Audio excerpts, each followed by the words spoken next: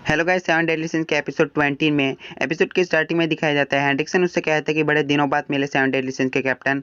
और फिर मेलिडस कहता है कि एलिजाबेथ को लौटा दो, लेकिन हेंड्रिक्सन कहता है कि यह नामुमकिन है। मेलिडस ने हेंड्रिक्सन पर अटैक करता है, लेकिन हेंड्रिक्सन उसे एक पंच मारकर दूर फेंक देता है। फिर हमें एक पास्ट का सीन दिखाया जाता है जहाँ पर गिलथंडर और मेलिडस आपस में प्रैक्टिस कर रहे होते हैं। मेलिडस उसे कहते हैं कि क्या तुम थक गए, लेकिन गिलथंडर कहता है कि मैं अपने फादर और सर मेलिडस की तरह नहीं बन सकता। मेलिडस उसे कहता है कि अपने मन में से ना नेगेटिव थिंकिंग को निकाल दो। उसके पीछे से ना मार्गरेट आकर कहते हैं कि तुम्हारी आंखें ना बुराई को पहचानने के लिए है और तुम्हारी जुबान सच बोलने के लिए है। सर मेलिडस और ना तुम्हारे पापा से इसका कोई भी लेना देना नहीं है। मुझे पता है कि तुम किसी दिन ना काफी ज्यादा दयालु और ताकतवर होली नाइट बनोगे। फिर सीन प्रेजेंट में आता है। गिलथंडर ना ड्रेफ्यूज को लेकर जा रहा होता है और ड्रेफ्यूज कहता है कि यहाँ पर ठीक है। गिलथंडर उससे पूछता है कि गॉथर ने तुम्हें पकड़ा था ना, तब क्या हुआ था। ड्रेफ्यूज कहता है कि गॉथर ने मेरी आत्मा के अंदर झांका और एक पाप जिसे मैं खत्म नहीं कर सकता। तुम्हें बाकी के पास जाना चाहिए, यहाँ पर मैं ठीक हूँ। गिलथंडर ना वहां से जाने लगता है, लेकिन उसे ना एक क्रो देख रहा था। वहां पर वही अजीब सी होली नाइट आ जाती है और कहते हैं कि ग्रेट होली नाइट ना ड्रेफ्यूज के लिए तो अच्छा नहीं होगा, क्योंकि ना बस एक माइंड अटैक से उसकी हालत ऐसी हो गई। वो अजीब सी होली नाइट ना गिलथंडर से कहते हैं कि चलो भी। हेंड्रिक्सन एक शांत और ऐसी दुनिया बनाना चाहता है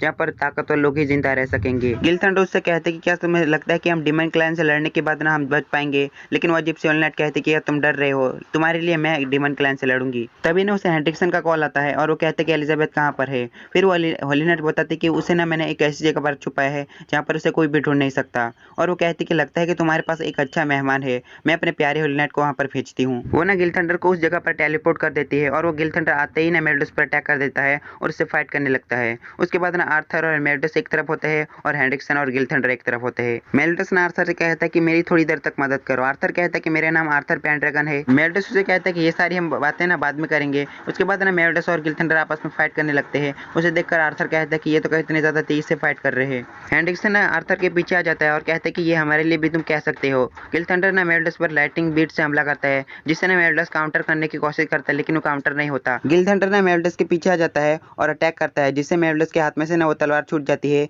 और गिलथंडर उस पर ना थंडर एम्पायर से हमला करता है। मेलिडस के ऊपर ना बहुत बड़ा धमाका होता है, लेकिन जब धुआं उठता है ना गिलथंडर की तलवार को मेलिडस ने सिर्फ उंगलियों से पकड़ा हुआ था। आर्थर से हेंड्रिक्सन कहता है कि मेलिडस के पास ना डीमन की ताकत है और उस पर अटैक करता है। आर्थर के शोल्डर पर ना आग लग जाती है। वो बुझाने की कोशिश करता है, लेकिन वो बुझता नहीं। तभी ना उसका वो साथी आ जाता है और उसकी आंख को बुझा देता है। आर्थर कहता है कि तुम्हारी हेल्प के लिए शुक्रिया। आर्थर ना दोबारा से फाइट के लिए तैयार हो जाता है। गिलथंडर और मेलिडस फाइट कर रहे होते हैं और दूसरी तरफ ना सेवन डेडली सिंस के बाकी मेंबर को भी एहसास हो जाता है और डियान कहते हैं कि मेलिडस फाइट कर रहा है, इसका मतलब ना उसका अपोनेंट ना गिलथंडर होगा। वहां पर ना गॉथर उठ जाता है और कहते हैं कि मुझे बान की पावर महसूस नहीं हो रही, वो कहाँ पर गया। उसे देखकर ना हाउसर शॉक हो जाता है। दूसरी तरफ ना बान एक जगह की दरवाजा खोलता है और सीन चेंज होता है। एलिजाबेथ बेहोश होती है। जब उठते हैं ना उसके सामने ना उसका फादर होता है। उसके पास चली जाती है और कहती कि आप ठीक तो है ना। यहाँ पर ना वो अजीब सी होली नाइट आ जाती है और कहते कि जितना मिल रहा हूँ आपस में मिल लो, ये तुम्हारा आखिरी बार होगा, जल्द ही तुम्हारा प्यार मेरे लवर के हाथों मारा जाएगा। एलिजाबेथ कहती कि क्या इसका मतलब मेलिडस यहाँ पर है। दूसरी तरफ ना गिलथंडर और मेलिडस फाइट कर रहे होते हैं। फिर हमें एक पास्ट का सीन दिखाया जाता है जहाँ पर ना गिलथंडर और मेलिडस आपस में प्रैक्टिस कर रहे होते हैं और गिलथंडर कहते हैं कि क्या तुम फिर से फाइट में जाने वाले हो। मैंने सुना है कि इस बार की फाइट ना काफी ज्यादा लंबी चलने वाली है, क्या तुम मुझे अपने साथ ले जाओगे। मेलिडस उससे कहता है कि सालों भी लग सकते हैं। फिर गिलथंडर कहता है कि ऐसा हुआ तो मैं आपसे ज्यादा ताकतवर नहीं बन पाऊंगा। मेलिडस ने उसके सर पे मारता है और कहते हैं कि शांत हो जाओ। गिलथंडर कहता है कि मुझे दर्द हो रहा है। फिर मेलिडस उसे कहता है कि तुम्हारा काम क्या है।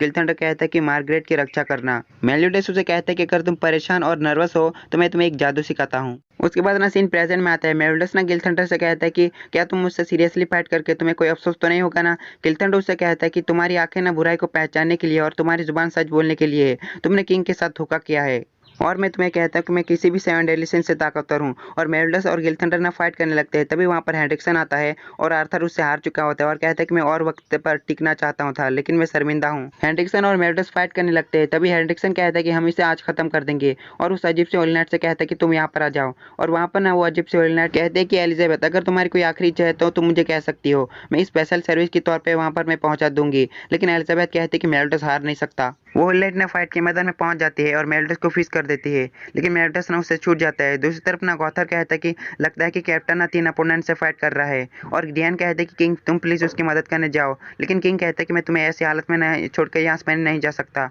लगता है कि मेलिडस जानबूझ के कर रहा है, वो किसी का इंतजार कर रहा है। और मार्गरेट भी उस प्रिजन से आजाद हो जाती है और एक जगह पर चढ़ रही होती है और कहती है कि तुमने वादा किया था कि तुम मेरी रक्षा करोगे, लेकिन ये वादा ना तुम्हारा श्राप बन चुका है और ये तुम्हें अंदर ही अंदर चुभ रहा है। 10 साल तक तुमने अपने दिल को झूठ कहा और तुम चोट पहुंचाई मेरे लिए। प्लीज मैं तुमसे भीख मांगती हूँ, मुझसे आजाद हो जाओ और अपने हीरो को चोट मत पहुंचाओ। हेनरिक्सन कहता है कि इसने डीमन की ताकत का यूज नहीं किया और हमें रोकने की कोशिश भी नहीं की। लगता है कि ये तैयार हो रहा है, इससे पहले हमें इसे खत्म करना चाहिए। मेल्डस ना अपना डिवाइन स्लेयर का इस्तेमाल करता है और वो बाकी तीन भी ना अपनी अपनी स्किल यूज करते हैं और मेल्डस पर अटैक करने के लिए तैयार हो जाते हैं। लेकिन दूसरी तरफ मार्गरेट कहती है कि प्लीज गिल थंडर रुक जाओ और उस क्लिप से जंप मार देती है। लेकिन ना दूर से मेल्डस मार्गरेट को देख लेता है और उसकी तरफ पावर भेजता है, जिसकी वजह से ना मार्गरेट के अंदर कोई चीज थी वो मर जाती है और मेल्डस ने स्माइल करता है। वेल वो उसी का इंतजार कर रहा था। हेनरिक्सन ना मेल्डस पर अटैक करने के लिए आता है। तभी एक पास्ट का सीन दिखाया जाता है जहाँ पर ना गिल थंडर को मेल्डस ने एक मंत्र बताया था, अगर तुम बहुत ज्यादा खराब सिचुएशन में हो और कोई ना हो जिस पे तुम निर्भर हो सको तो तुम्हें यह मंत्र बोलना है कि मैं किसी भी 7 डेडली सिंस से ताकतवर हूँ। सीन प्रेजेंट में आता है। हेनरिक्सन का हाथ कट चुका होता है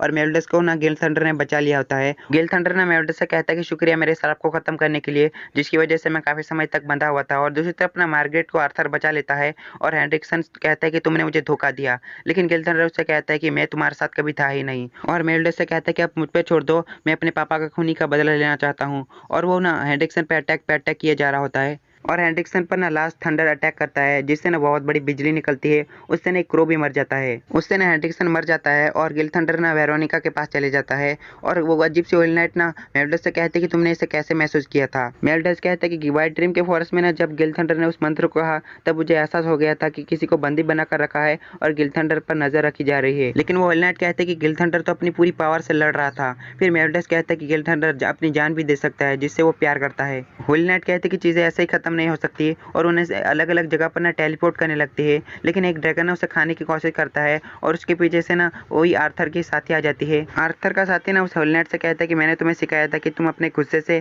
खुद को खोने की आदत को कैसे ठीक करें। फिर हमें पता चलता है कि इस अजीब से होल नाइट का नाम ना विवियन होता है और वो आर्थर के साथी की स्टूडेंट होती है और आर्थर का साथी ना कोई और नहीं होता, 7 डेडली सिंस की 6वीं मेंबर मर्लिन होती। लेकिन यार मैं जो भी कहूँ, मर्लिन एकदम रापचिक माल लग रही है। सीन चेंज होता है जहाँ पर ना हॉक होता है और एक अंधेरी सी जगह में होता है, क्योंकि विवियन ने उस जगह पर उसे टेलीपोर्ट कर दिया था और वो कहता है कि ऐसे समय पर वो बाकी लोग कहाँ गए, वो सारे लोग निकम्मे हैं। तभी ना वहां से आवाज आने लगती है, इसलिए हॉकी काफी ज्यादा फटने लगती है और वो आगे चले जाते हैं। वहां पर कोई और नहीं, वहां पर बान होता है। बान के सामने एक बड़ी सी चीज होती है और बान कहता है कि तो ये है किंगडम का खजाना, द हॉर्न ऑफ कर्नरोज, क्या ये मेरी बात सुनेगा? और वो उससे कहता है कि मेरी जिंदगी के बदले इलेन को वापस जिंदा कर दो। तभी ना वहाँ पर आवाज आने लगती है, वो हॉक की होती है और बान उससे कहता है कि तुम यहाँ पर आए कैसे? और हॉक उससे कहता है कि जैसे कि मुझे पता होगा। और इसके साथ ना ये वाला एपिसोड खत्म होता है।